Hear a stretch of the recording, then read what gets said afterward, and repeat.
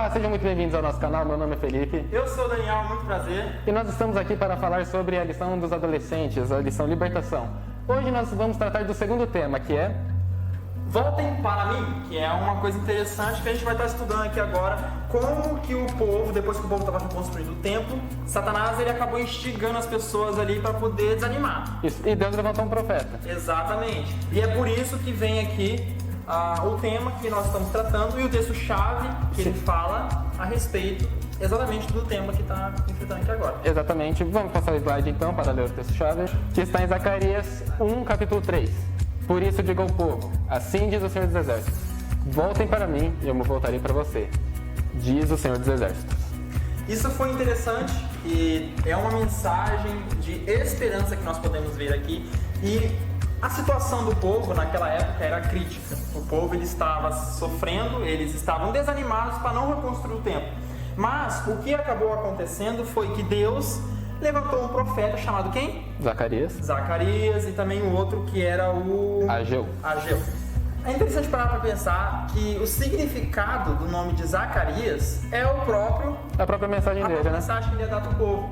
Então, o que significa o quê? Deus se lembra, né? Então, Deus ele não esquece o seu povo escolhido. Deus ele está sempre atuando, por mais que ele ficou 70 anos ali, né? Deus ele ficou triste com o povo dele porque o povo não ouviu a palavra dele. Mas Deus, pela sua misericórdia, ele nos alcança. E foi uma outra coisa também que nós podemos entender na lição, que Deus ele enviou o profeta Zacarias, certo? Zacarias começou a alertar o povo a respeito das atitudes dele. E foi interessante uma visão que Zacarias teve, que foi o quê? Ele viu o profeta... O sacerdote. Sacerdote lá, o Josué, né? Isso. Exato. Ele viu o sacerdote Josué de pé diante de um anjo do Senhor. Esse anjo do Senhor, é interessante você parar para pensar que esse anjo era o próprio Jesus. Sim, porque na tradução não, desculpa, no original falava que não é o anjo do Senhor, era o anjo que é o Senhor. Exatamente. Então, o profeta Josué estava de pé diante do anjo, que era o Senhor, confessando os seus pecados. E do lado de Josué estava Satanás. Então, Josué estava aqui confessando o seu pecado para o anjo. E Satanás estava aqui acusando ele do que ele já havia feito, os pecados que ele tinha. Josué ele tinha consciência de seu pecado, ele tinha consciência das suas falhas. É porque apesar de ser sumo sacerdote, ele era humano como eu, como você. E imagina como que ele estava vestido, ele estava com uma roupa rasgada e suja. Para um sumo sacerdote isso daí é inaceitável. Não tinha como o cara andar daquele jeito. Santo ainda, né? Imagina. Eu acredito que se fosse em condições normais, acho que ele não sairia vivo, né, do diretor do santuário. Exatamente, porque Deus, ali no local onde Deus habita, é um lugar sagrado, é um lugar santo. Então, a forma como ele estava ali, era uma forma meio que blasfêmia ali com a santidade de Deus. Mas, é interessante parar para pensar que Deus, durante a acusação que Satanás estava fazendo ali com ele, Deus ele fala assim: eu te repreendo, Satanás. Eu, pela minha misericórdia, eu alcanço ele. Eu faço o quê? O que Deus fez com Josué? Deus ele tirou aquelas roupas sujas e mandou que retirasse e colocasse umas vestes limpas nele. Exato. E Josué não representava Josué representava o povo de Judá. Exato. Isso quer dizer que, como nós sabemos, né, o povo de Judá representa quem hoje? Nós. Ou seja, Deus, a gente chega para Deus tudo sujo, tudo rasgado. Mas isso aí vamos deixar mais pra frente, porque é o final da lição. Mas é interessante para pensar, vamos pegar e analisar cada ponto dessa visão. Josué estava vestido com uma roupa suja. O que seria aquela roupa suja? Representava os pecados, não só dele, do povo. Exatamente. Então ele estava ali confessando o seu pecado para o anjo, que é o Senhor, né? E quando ele recebe aquela roupa limpa, aquela roupa sem pecados, seria a santificação. Então, a partir daquele momento, Zacarias ele estaria santificado para poder estar atuando no templo. Ou seja, não só ele, mas também o povo Deus estaria demonstrando para eles que, olha, povo, eu perdoei vocês, eu perdoo os seus pecados e agora vocês não precisam se preocupar mais, porque isso eu joguei nas profundezas do mar. Então o povo, daquela maneira, eles tinham consciência de que os pecados foram perdoados. Aqui no livro ele vem trazendo como Satanás ele continua atuando hoje, criticando o povo, fazendo eles relembrarem dos pecados, mesmo sendo perdoados. Tem uma parte interessante, lá na página 249, no segundo parágrafo, está falando assim: ao longo de todos os séculos, Satanás tem sido o acusador dos nossos irmãos, o que os acusa diante do nosso Deus dia e noite. O conflito se repete na vida de cada pecador resgatado do poder do mal. Ou seja, se você está resgatado do poder do mal, você ainda não quer dizer que você está livre totalmente das influências malignas. Mas isso requer o que de você? Força, para você ter a consciência de que, mesmo que você tenha sido perdoado, não significa que você já... então eu estou livre disso, eu não vou poder... Até porque Satanás vai se esforçar mais para trazer você de volta pro lado errado. Porque você já não está mais no campo dele, né? Ele tá irritado, né? Claro, com certeza. Então, porque para ele faz mais sentido do que correr atrás de alguém que já tá do lado dele, alguém que já tá em cima do muro, como conta aquela historinha lá, que todo mundo já escutou 50 vezes, ou alguém que está com Deus. Em quem que ele vai ter que concentrar o esforço dele? Em quem está com Deus. Então a gente está mais, digamos, suscetível a ataques. Exatamente. É interessante parar para pensar que Satanás, enquanto Josué estava confessando seus pecados para Deus, ele chega assim: mas não, Senhor, esse povo aqui não merece ser perdoado. Olha como é que eles estão aqui cheios de pecado, esse povo não merece a sua justiça, né? A bondade. É interessante parar para pensar que ele não está errado. Exatamente, mas a demonstração, a preocupação dele, não é que o povo estava transgredindo ali, claro que não, que o povo está transgredindo a lei de Deus. Porque eu também, o pessoal acha que ele se preocupa assim com o pessoal que, por exemplo, que ele gosta, né, da gente. Tipo, não, o cara lá matou 15 pessoas, Satanás gosta dele. Cara, claro que ele não gosta. Ele só não gosta tanto de Deus que ele... Exato, ele odeia Deus, mas ele gosta, ele vibra de alegria quando ele vê o mal acontecendo. Exatamente. Que é a influência dele, né? E ele sabe, claro, que todos nós, quando buscamos o perdão, nós recebemos a graça de Deus. Por isso, o maior esforço dele é o quê? Pegar e manchar o máximo possível todas as suas atitudes que você está fazendo de bom. Ou seja, você ajudou uma pessoa, ele vai colocar na sua cabeça que aquilo ali é uma coisa ruim. Que você ajudou, por exemplo, para se aparecer. Né? Exatamente. Então, é uma das coisas que ele vem tentando buscar, manchar a bondade. Porque é isso que ele quer fazer hoje. E aqui no livro, inclusive, ele vem falando uma partezinha que fala assim: Satanás sabe que aqueles que buscam o perdão, que a gente falou aqui agora, o receberão. Assim ele apresenta diante deles os seus pecados para os desanimar. Ele procura fazer com que até mesmo o melhor serviço pareça manchado pelo pecado. E como a gente pode estar lutando contra isso? Isso não vem de nós. Essa força que nós estamos enfrentando, nós não estamos lutando nem contra a carne, nem contra o espírito, mas sim contra anjos, apostatados e demônios que também estão ali atuando em nós. Mas como a gente pode estar lutando contra isso? A lição e o livro vem trazendo uma parte interessante, que fala assim: em nossa própria força não podemos enfrentar as acusações do inimigo, mas Jesus, nosso advogado, defende todo aquele que confia nele com fé e coração arrependido. Então, se você confia em Deus, se você está ligado, o maior ponto que você pode ter agora, o foco, mesmo que você esteja sendo acusado, você precisa estar buscando mais a Deus. Porque quem vai vencer essa batalha por você é Deus. E tem uma resposta interessante que Jesus, quando Satanás ele nos acusa de nossos pecados e fala que a gente não é digno de receber a graça de Deus, Deus ele responde para ele falando assim: eu paguei o meu preço para esse povo, eu dei o meu sangue, eu comprei eles, por isso a minha santidade eu cobre eles e eles se tornam santos.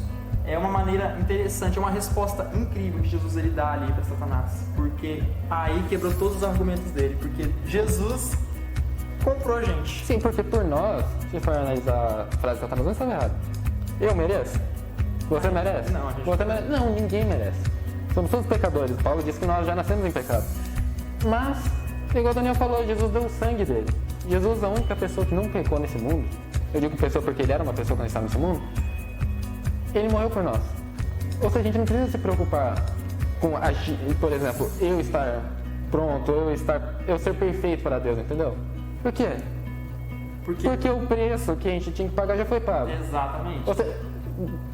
Acho que acontece com todo mundo, com certeza acontece com você, Daniel. Você quer fazer alguma coisa e você lembra de alguma coisa que você fez de errado lá 15 anos atrás, não. 5 anos atrás. E aquele negócio fica martelando na tua cabeça, fica martelando na tua cabeça, fica martelando na tua cabeça, fica martelando na tua cabeça. Já aconteceu com você? Já aconteceu comigo também. Aí eu penso, mas isso já passou, eu já fui perdoado. Eu posso continuar fazendo as coisas para Deus, eu posso fazer o que eu fui incumbido de fazer. Tem uma coisa interessante que a lição ela vem trazendo aqui, né? Que fala assim, a resposta de Jesus, que a gente acabou de falar, né? Que fala assim, eu dei a minha vida por essas pessoas, elas podem ter defeitos de caráter, mas se arrependeram, e eu as perdoei e aceitei. E tem uma coisa que vem falando assim, as acusações de Satanás são fortes, as chamas da fornalha parecem estar a ponto de destruir o povo de Deus, mas Jesus o apresentará como ouro provado no fogo. Eu parei para analisar essa fogo, tem na lição de terça, inclusive ela vem trazendo sobre isso, né? O significado de fogo, Felipe, quando Jesus ele fala assim, essas pessoas eu a resgatei do fogo. O que ele estava dizendo quando ele estava dizendo fogo para Satanás? Cativeiro. O cativeiro. Então Satanás ele tinha planejado já como ele ia fazer para destruir, aniquilar o povo de Deus na terra. E ligando o ponto nos dias de hoje, a mesma forma irá acontecer com os remanescentes no dia da expiação, antes da volta de Jesus. O livro vem falando sobre isso, que o grande dia da expiação, o remanescente passará então por uma grande angústia. Os que guardam os mandamentos de Deus e a fé de Jesus experimentarão a ira do dragão e seu exército. Ou seja, Satanás, ele já vai saber, quando a porta da graça se fechar, ele já vai estar ciente de que ele e o seu exército já acabaram ali para eles. Então ele vai fazer o máximo, ele vai dedicar o máximo possível para que o povo de Deus, mesmo sabendo que está salvo, eles vão ficar na dúvida, na verdade. Satanás vai colocar dúvida nas pessoas que estão salvas, de que será que eu estou mesmo salvo? Será que aquela atitude que eu cometi lá atrás, isso daí, está influenciando agora, por isso que eu estou sofrendo? Ele vai colocar dúvida nas pessoas e vai ter uma angústia como nunca antes nessas pessoas. Até porque, se a gente for analisar, Deus disse que Jerusalém, está aqui na lição inclusive, deixa eu ler aqui certinho, Jerusalém cresceria tanto que sua extensão não poderia ser medida, que Deus seria as muralhas da cidade e sua presença seria a glória de Jerusalém. Ou seja, qual que era o papel de Judá e Jerusalém naquela época? Era espalhar, era levar. E qual que é o nosso papel hoje? Espalhar e levar o evangelho. Exatamente. Ou seja, a gente está na mesma situação que eles. Exatamente. E agora o tempo da angústia ainda está por vir. A lição e o livro vem falando uma coisa muito forte, que eu até considero que é assim: os que forem fiéis a Deus serão denunciados e discriminados. Assim como foi o povo de Deus lá quando estava reconstruindo o templo, né? Foram denunciar, mas tem direito de construir isso, e começaram a xingar eles.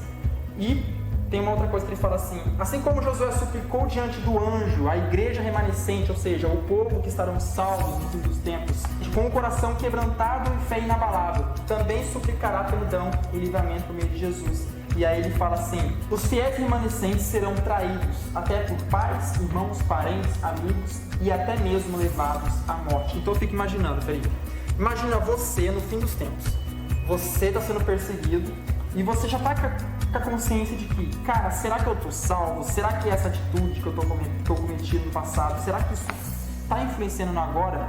E aí você ainda já é perseguido por aquelas pessoas que você ama, ou seja, aquelas pessoas que não tiveram a oportunidade, mas elas rejeitaram a graça divina.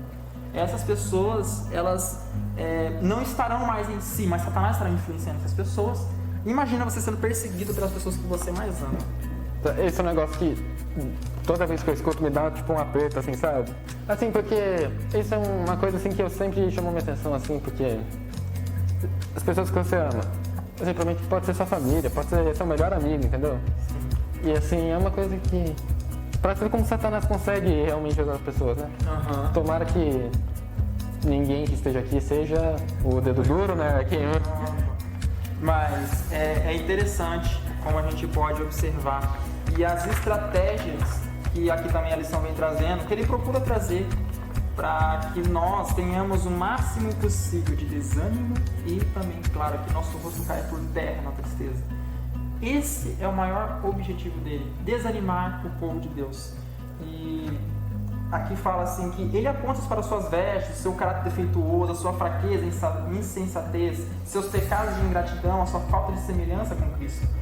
Ele chega para Cristo e fala assim: são esse povo aí, esse povinho que o Senhor quer colocar no meu lugar para ocupar o lugar que eu ocupava lá, e meus anjos também? Vai tirar seres perfeitos para botar... É pior ainda, né? Pessoas que ele vem trazendo aqui, eles dizem obedecer à lei de Deus, mas não têm sido amantes do eu, não têm colocado seus próprios interesses acima do serviço de Deus, não têm amado as coisas do mundo. E aí Deus novamente dá aquela resposta que realmente é aqui, quebra o argumento. Porque nós aceitamos. Exato. Satanás não aceitou. Exatamente. Os anjos não aceitaram. E o que mais? Eles se arrependeram. O povo que se arrepende, que Deus ele fala aqui que a justiça dele é repassada para esse povo, né? E esse povo se torna o quê? Consagrado. Então, esse povo está apto, com certeza, mais do que aquele anjo caído que se rebelou contra Deus, a estar sim ocupando o lugar daquele que não reconheceram a justiça de Deus, o amor e a liberdade que Deus dá para ele. E até porque é bom lembrar que quem colocou as sopas novas em Josué? O próprio anjo do Senhor, que é o Senhor. Exatamente, Jesus. Ou seja, não é por nós, não é mérito nosso. É Jesus que tira nossas sopas sujas, tira nossos pecados e dá uma vida nova para nós. E dá uma vida nova toda vez que a gente se arrepende, toda vez que pede perdão. E eu acho que isso deve dar um bocado de trabalho, né? Porque a gente peca todo dia. Mas enfim, toda vez que a gente se arrepende, a gente ganha roupas novas. Roupas novas, que são a justiça de Deus, a santificação e a consagração.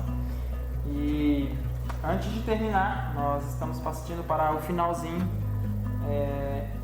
O livro aqui, Os Ungidos, ele vem falando assim, uma coisa interessante, para dar esperança para o povo. Assim como Zacarias, que estava ali para dar esperança para o povo, assim vem as profecias, assim também vem as escrituras de Ellen White, que vem trazendo essas esperanças.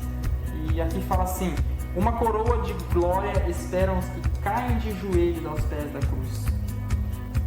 Enquanto Satanás insiste em suas acusações, anjos santos invisíveis estão colocando o selo de Deus sobre os fiéis. Estes são os que estarão sobre o Monte Sião, com o nome do Pai escrito em sua testa. Eles cantam o cântico que ninguém pode aprender, a não ser os 144 mil que são redimidos da terra. Mentira alguma foi encontrada em suas bocas. São imaculados. E nessa hora aqui vem falando uma última coisa que Jesus ele deixa para nós, que é: vou trazer o meu servo, o renovo. Cristo é revelado como Redentor e Libertador do seu povo. O remanescente se tornou um homem que prefiguram as coisas que virão, quando as lágrimas e humilhação de sua jornada na terra dão lugar à alegria e honra na presença de Deus e do Cordeiro. Dá até um arrepio, né? Dá até um arrepio, olha só. E essa é a mensagem de esperança que Ellen White e Deus ele vem deixando para nós. E mesmo durante essas acusações, se Satanás, de alguma forma, ele te fez derramar lágrimas, porque você te acusando disso, ao buscar o perdão de Deus, saiba que as suas lágrimas que foram por terra, Satanás também vai por terra. Então você não precisa se sentir angustiado, mesmo que você saiba que pareça estar um caso perdido. Lembrando daquelas rodas que se intercalavam na visão de... não lembro aqui agora, mas teve uma visão que... Ezequiel, se não me engano. Na visão de Ezequiel, que ele viu rodas que se intercalavam e naquelas rodas elas estavam em perfeita harmonia. Você percebe aí como Deus, para nós, parece estar uma bagunça. Não há solução e não há esperança, mas para Deus há uma solução e há esperança. E não importa o quão longe você foi, porque o povo de Israel, quantas coisas eles já passaram, quantos momentos de idolatria eles já tiveram? Imagina. Eles ficaram 70 anos em cativeiro. Os 6 de Israel, a gente estudou nas outras lições dos outros trimestres, os próprios 6 entregavam os filhos dele em sacrifício vivo. E Deus falou o quê? Se vocês voltarem para mim, eu volto para vocês. E é o que está lá. Porque para nós será diferente. Exatamente. E é esse que é Deus, ele é como um pai preocupado com os seus filhos. E ele quer te ver lá junto com ele na casa, preparar um banquete, imagina. Jesus ele vai servir, está ali servindo no banquete no céu. E nós queremos te encontrar lá. Eu quero ver o Felipe lá, quero ver a produção lá também. E, Pessoal aqui do bastidor. e com certeza vai ser um momento de muita alegria. Felipe, vamos concluir com uma oração? Você gostaria de fazer uma oração? Vamos. Oremos. Senhor Deus amado Pai, muito obrigado, Senhor, por mais essa oportunidade que temos de estar aqui para falar da Tua Palavra, compartilhar com esses outros adolescentes, não só adolescentes, qualquer um que esteja assistindo aqui.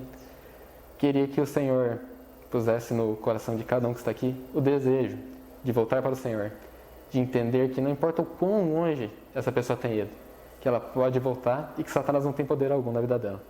Isso que eu te peço e também te agradeço em nome de Jesus. Amém. Amém. Então é isso aí, a gente vai ficando por aqui. Se inscreva no nosso canal, compartilhe, comente, deixe suas dúvidas também. Ative as notificações. Com certeza. E nós estaremos se vendo aí novamente. E deixem seus comentários também, né? Porque a gente vai ter um vídeo aqui especial para ler os comentários. Com certeza. Se tiver comentário interessante, né? Até a semana que vem.